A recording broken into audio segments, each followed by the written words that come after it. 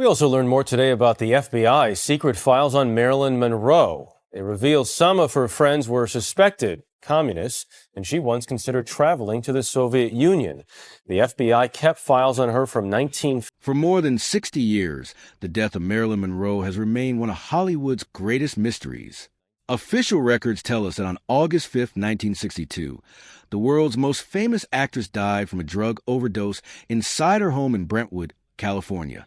The case was quickly closed, newspapers moved on, and the world was left mourning the loss of a global icon.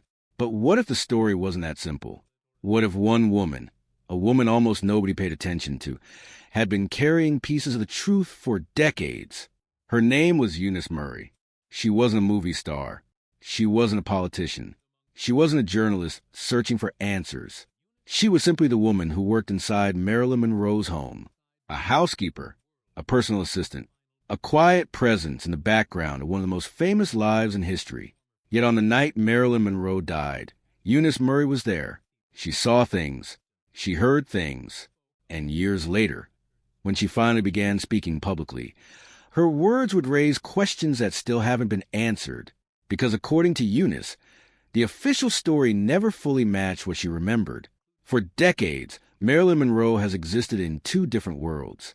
In one world, she was a glamorous Hollywood goddess, the blonde bombshell whose smile lit up movie screens across the globe. Millions admired her beauty, her charm, and her seemingly perfect life. But behind closed doors, there was another Marilyn, a woman struggling with loneliness, a woman surrounded by powerful people, a woman carrying secrets few truly understood. And perhaps nobody witnessed that hidden side more closely than Eunice Murray. By the early 1960s, Eunice had become an important part of Marilyn's daily life. She wasn't just someone who cleaned the house. She was often the first person to see Marilyn in the morning and the last person to see her at night. She watched the actress go through emotional highs and devastating lows. She witnessed late-night phone calls, unexpected visitors, moments of happiness, and moments of complete despair. While the public saw a glamorous celebrity, Eunice saw the person behind the image. That is why, when Marilyn died, Eunice's memories carried enormous weight. Yet strangely, for many years, almost nobody paid attention to her. After Monroe's death, the headlines focused on doctors, police officers, politicians, and Hollywood insiders. Eunice remained in the shadows, quiet, silent, almost forgotten. But silence can be a heavy burden. And sometimes, the longer a secret is carried, the harder it becomes to keep. Years passed, then decades, and eventually, Eunice Murray began speaking about what she remembered from Marilyn Monroe's final day. The details she shared were not dramatic accusations. She didn't claim to know everything. She didn't present herself as a detective. Instead, she spoke softly, carefully, almost reluctantly. Yet the more she talked, the more people realized something unsettling. Many of her memories didn't fit neatly into the official version of events. Certain details felt incomplete. Certain timelines seemed confusing. And certain moments raised questions that had never been fully explained. One statement in particular captured the attention of historians and conspiracy researchers alike. Eunice once said that Marilyn was alone, but she did not die alone. Those words echoed for years. What exactly did she mean? Who else could have been there? And why had nobody explored that possibility sooner? The mystery surrounding Marilyn Monroe's final hours has inspired countless books, documentaries, and investigations. Some believe her death was exactly what authorities concluded, a tragic overdose involving a woman battling emotional pain and addiction. Others believe there were forces working behind the scenes, powerful people with powerful secrets, people who may have wanted certain truths buried forever. Whether those theories are true or not, one thing remains undeniable. Eunice Murray was one of the very few people inside that house during the final hours of Marilyn Monroe's life. And when she finally started talking, she painted a picture that was far more complicated than the public had ever been told. As the evening of August 4th, 1962 unfolded, something felt different inside the Monroe home. The atmosphere was unusually heavy. The house was quiet, too quiet. At first, nothing seemed extraordinary. Marilyn spent much of the day inside her room. She received calls. She met visitors. She appeared distracted, but as the hours passed, Eunice began sensing that something wasn't right. There was a strange tension hanging over the house, a feeling she would later struggle to describe. Years afterward, she admitted that she couldn't explain it logically. She simply felt that something had changed, and as night turned into morning, that feeling would become impossible to ignore. What happened next would become one of the most discussed nights in Hollywood history. August 4th, 1962. It began like any other day inside Marilyn Monroe's Brentwood home. The California sun shined through the windows. The phones rang occasionally.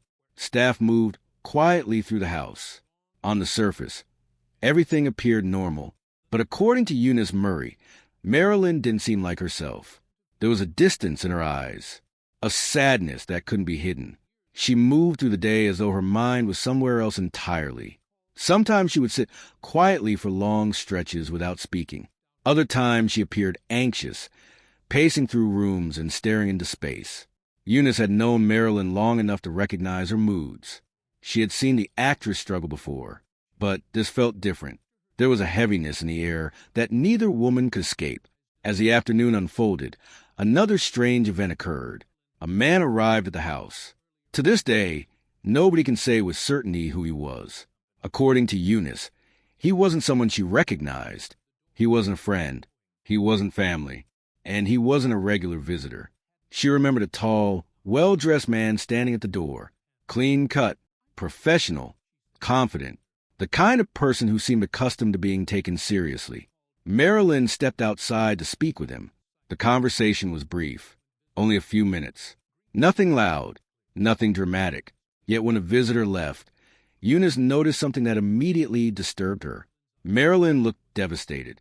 Whatever had been said during those few minutes had clearly affected her. The actress returned inside and appeared emotionally shaken. She became quieter, more withdrawn, more distant than before. Years later, Eunice will recall that moment with surprising clarity. She couldn't hear the conversation. She never learned the visitor's identity. But she never forgot Marilyn's reaction. It was as if something inside her had broken, and the mystery only deepened as the day continued. Later that evening, another moment would leave a lasting impression on Eunice Murray. A phone call. At first, it sounded like any ordinary conversation. Then Marilyn's voice began to rise. Eunice wasn't trying to eavesdrop, but the intensity of the exchange was impossible to ignore. This wasn't friendly conversation. This wasn't casual discussion. This was anger. Real anger. According to Eunice, Marilyn sounded furious. At one point, she reportedly heard Marilyn accuse the person on the other end of lying to her. The actress sounded betrayed, frustrated, as though someone she trusted had shattered that trust completely. Who was on the line? That question has fueled speculation for decades. Some researchers have suggested political figures. Others point toward Hollywood executives. Some believe the caller may have been connected to powerful circles that surrounded Marilyn during the final years of her life. But the truth remains unknown. No recording exists. No verified record identifies the caller. Only Eunice's memory survived. And according to her, the conversation changed everything. After the call ended, Marilyn retreated deeper into herself. She became silent, almost unreachable. The energy that remained inside her seemed to disappear. The rest of the house grew quiet. The evening slowly turned into night. As darkness settled over Brentwood, Marilyn withdrew to her bedroom. Again, this was entirely unusual. She often spent time alone. She valued privacy. But something about that night felt different. Hours passed. The bedroom door remained closed. The light underneath the door continued to glow. The house became still, almost unnaturally still. By now, Eunice's concern was growing. She had a feeling she couldn't explain, a feeling that something was wrong. She knocked. No answer. She waited. Still nothing. More time passed. Again she tried. Again there was silence. The longer the silence continued, the stronger her anxiety became. Eventually, her concern turned into fear. According to later accounts, this was the moment when Eunice realized that whatever was happening behind that bedroom door was no longer normal. The quiet had become frightening. The stillness had become unbearable. And soon, a decision would be made that would change Hollywood history forever. Eunice contacted Dr. Ralph Greenson, Marilyn's psychiatrist. Greenson had become one of the most influential people in Monroe's life. He knew her struggles, he knew her fears, and he understood the seriousness of the situation. When he arrived at the house, he immediately sensed the urgency. Calls through the door produced no response. The silence remained. Then came the moment that would be remembered for decades. Unable to get inside, Greenson reportedly broke through a window and entered the bedroom. What he discovered shocked everyone. Marilyn Monroe lay motionless on her bed, the woman whose face was known around the world, the actress who had become one of Hollywood's greatest icons. Gone, at only 36 years old. News of her death would spread across the globe within hours. Millions would wake up to headlines announcing that Marilyn Monroe was dead. The world mourned. Fans cried. Questions began immediately. And while authorities moved quickly toward an overdose conclusion, Eunice Murray couldn't shake a troubling feeling. Something about the scene didn't make sense. The room appeared unusually neat. Too neat, almost staged. The bed looked orderly. Items appeared arranged. Nothing reflected the chaos many people would expect from a tragic overdose. Years later, these details would become some of the most discussed aspects of the entire case. Were they innocent observations, or signs that important pieces of the story were missing? Nobody could say for certain. But for Eunice Murray, doubt had already taken root, and that doubt would follow her for the rest of her life. Because the more she reflected on that night, the more questions she found herself asking. Questions that still haven't been fully answered even after all these years. In the days following Marilyn Monroe's death, investigators focused on the obvious questions. What had happened inside that bedroom?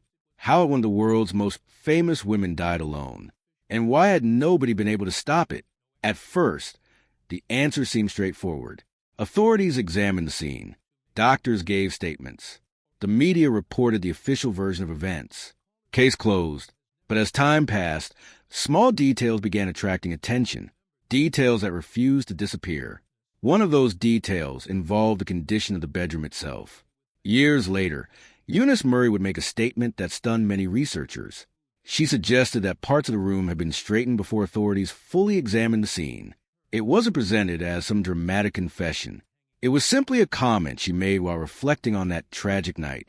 Yet the implications were enormous. If objects had been moved, if items had been rearranged, then investigators may not have been looking at the original scene exactly as it appeared when Marilyn died. For decades, crime analysts and historians have debated this possibility. Some pointed to the neatly arranged pill bottles. Others questioned how orderly everything seemed. Nothing looked chaotic. Nothing looked desperate. The room appeared calm, almost too calm. Of course, none of this proves wrongdoing. People often react unpredictably during moments of shock and grief. Yet the questions remained. Who cleaned the room? Why was it done? And, perhaps most importantly, who made that decision? The answers never came. Instead, the mystery continued growing. As researchers dug deeper into Monroe's final days, another strange story emerged. A story involving a small red diary. According to various accounts, Marilyn frequently wrote down thoughts, conversations, names, and private observations. Some described it as a personal journal. Others claimed it contained information about influential people she had encountered throughout her life. Nobody knows exactly what was written inside. But according to Eunice Murray, the diary existed. She remembered seeing it. She remembered Marilyn using it. And she remembered something else. After Marilyn died, the diary was gone. Investigators never officially documented it. No photographs showed it. No evidence log listed it. It simply vanished. That disappearance would become one of the most famous mysteries connected to Monroe's death. Conspiracy theories quickly followed. Some believed the diary contained sensitive information involving powerful political figures. Others thought it held nothing more than personal notes. The truth remains unknown. What is known is that many people searched for it, and nobody ever found it. For Eunice, the disappearance felt significant, not because she knew what was inside, but because she knew it had once been there, and now it wasn't. Another mystery centered around something Marilyn often talked about during her final years: the feeling that someone was watching her. At the time, many people dismissed these fears. Hollywood stars often dealt with stalkers, reporters, and intrusive attention. Paranoia wasn't unusual. Yet years later, documents would reveal that Marilyn Monroe had indeed attracted the attention of various investigators and intelligence agencies. Government files confirmed that information about her had been collected. Her associations had been monitored. Questions had been asked about the people she knew. Suddenly, fears that once sounded irrational no longer seemed entirely impossible. According to Eunice, Marilyn occasionally spoke about phone calls that felt strange. She complained about unusual noises on the line. Sometimes she believed conversations were being overheard. At first, Eunice brushed these concerns aside. She assumed stress was affecting Marilyn's judgment. But after Monroe's death, those memories returned, and they sounded very different. Imagine living under constant attention, every move photographed, every friendship examined, every relationship turned into headlines. For years, Marilyn Monroe existed under that pressure. The world saw glamour, but behind the scenes there was exhaustion, there was fear, and there was loneliness. Eunice witnessed all of it. That is why one particular memory stayed with her more than any other. It happened during Marilyn's final evening. Nothing dramatic, no screaming, no shocking revelation, just a quiet moment, a simple sentence. A sentence that would haunt Eunice for the rest of her life. According to her later recollections, Marilyn looked at her and softly said something that felt unusual, something that sounded almost like a farewell. At the time, Eunice didn't think much about it. Marilyn could be emotional. She could be reflective. She often spoke in ways that sounded poetic or dramatic. But after her death, those words took on an entirely different meaning. Suddenly they felt final, as though Marilyn had already accepted something that nobody else understood. Years later, Eunice admitted that she replayed that conversation countless times in her mind, trying to understand it, trying to find clues she might have missed, trying to determine whether Marilyn knew something was coming, or whether she was simply expressing the sadness she had carried for so long. The truth is that nobody can know what was inside Marilyn Monroe's mind during those final hours. Not the doctors, not the reporters, not the investigators, and not even Eunice Murray. But what Eunice could describe was the atmosphere, the feeling, the overwhelming sense that something wasn't right. A feeling that only grew stronger after Marilyn's death. Because as the days passed, another strange event occurred. An event that would help explain why Eunice remained silent for so many years. Not long after the tragedy, she reportedly received a warning she would never forget. Someone advised her not to talk, not to give interviews, not to discuss what she had seen, not to answer questions from curious reporters. Simply stay quiet. Whether that advice was innocent or something more serious remains unclear. But the effect was undeniable. Eunice stopped speaking publicly, and for more than 2 decades, she remained almost completely silent. The woman who may have witnessed the most important night in Marilyn Monroe's life suddenly disappeared from public view. The mystery deepened, the questions multiplied, and the silence grew louder than ever.